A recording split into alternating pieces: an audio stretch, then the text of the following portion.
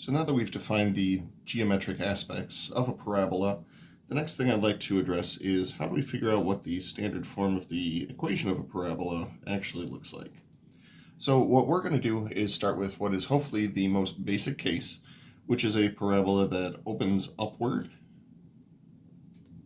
By upward, I mean the two arrows that you see at either end, both point in the upward direction. And then we'll put the vertex at the ordered pair 0, 0.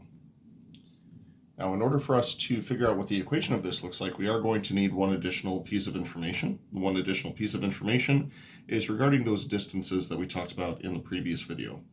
So we are going to define a particular distance, and we're going to refer to that distance as P. Now, not every resource refers to it as P. Some refer to it as A.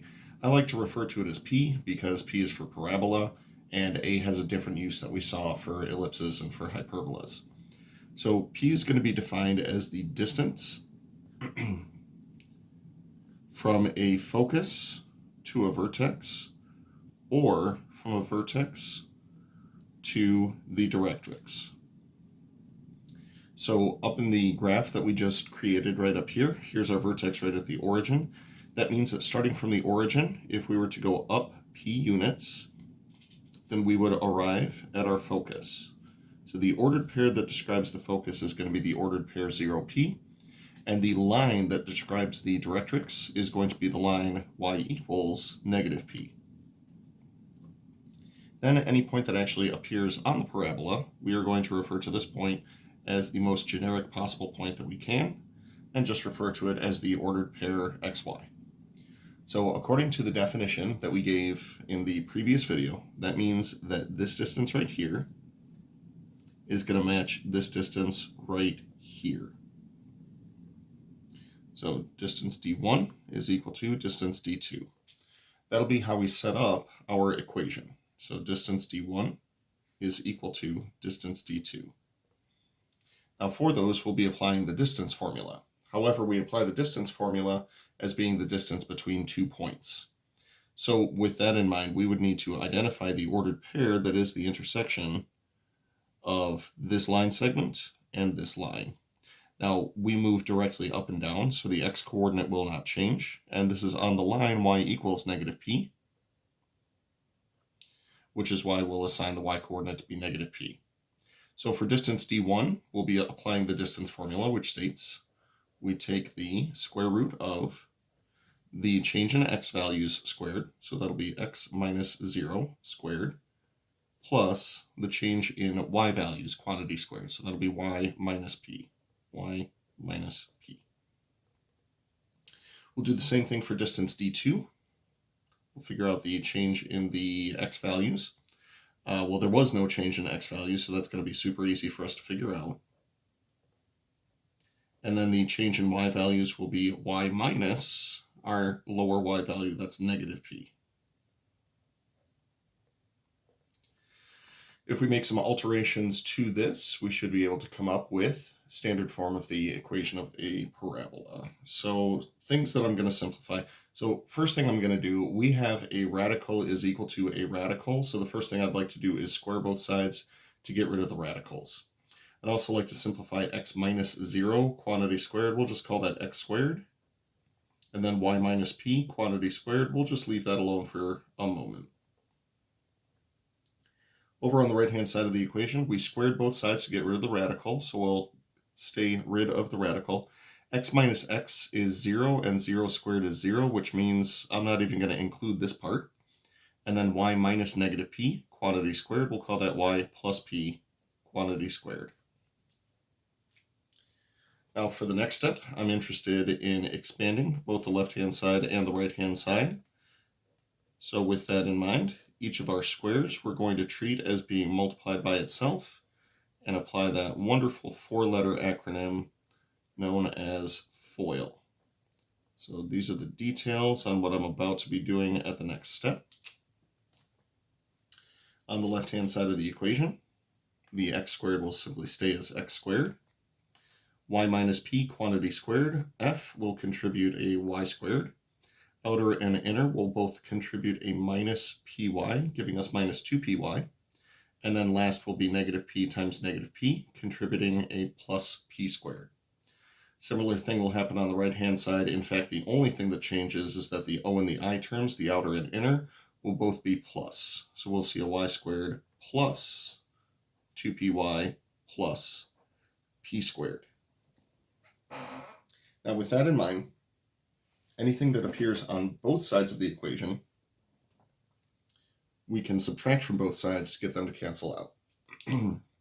So we will be able to cancel out a y squared from both sides. We'll be able to cancel out a p squared from both sides.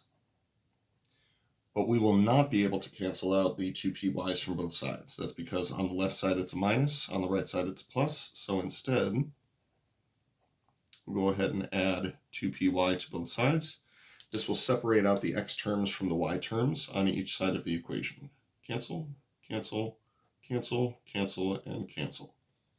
Leaving us with, on the left-hand side, simply x squared.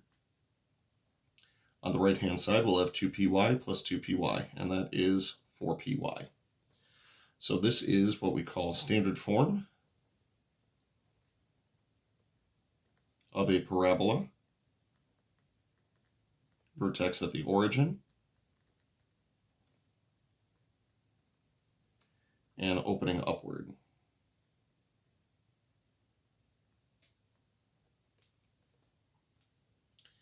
I did want to explain the significance of what the 4p means, so I'm going to head back up to the top of the page.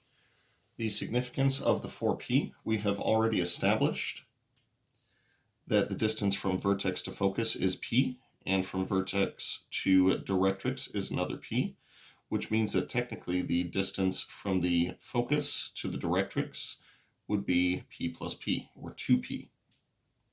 Now, we've also established that the latus rectum is defined as the line segment passing through the focus,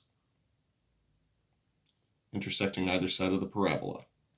Now, this distance right here is also a vertical distance from the same y coordinate down, which means that that distance should be 2p as well, which means that the distance from each of these two endpoints of the latus rectum over to the focus should also be 2p. So overall, what this means for us is that the distance from one endpoint of the latus rectum to the other endpoint of the latus rectum, this is defined as 2p plus 2p, also known as 4p. So we'll make a little note of this. 4p is equal to the length of the latus rectum, and that is the significance of the 4p. Now, we do have other orientations of parabolas. We're going to keep them all with a vertex at the origin for time being, and we'll introduce what those standard forms look like without reproducing all of the same algebra that we just did. So, for example, if a parabola opens down,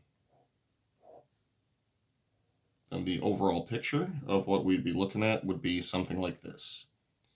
Standard form for this one is going to be x squared is equal to 4py.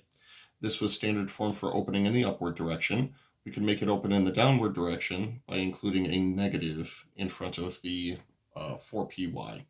That'll force it to open in the opposite orientation. We also have opening horizontally, which means that we could have a parabola that opens right with its vertex at the origin. That means we'd see a focus over here and a directrix over here. And in the previous picture, focus down here, directrix up here. This one is y squared equals 4px. Notice that we are changing the roles of x and y there. It's now the y that's being squared, and the x gets the coefficient of the 4p. Then we also have opening to the left with a directrix here and a focus here. This would be y squared is equal to negative 4px. So in general, the standard form has the same sort of structure for all of these, in the sense of we have one variable being squared, and then we have plus or minus 4p times whatever the variable is. In general, we get the orientation from the not squared variable.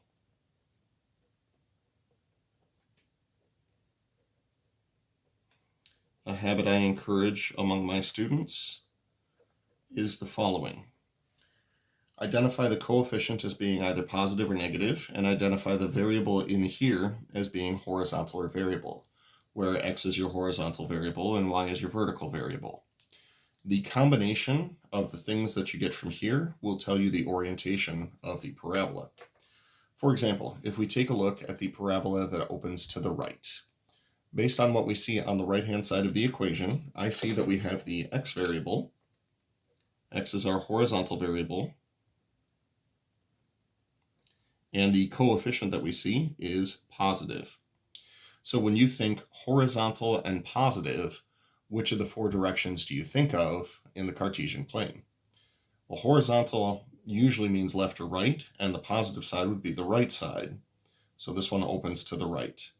Take a look at the other standard forms and see if you can arrive at the same conclusions as what I'm sort of putting out there.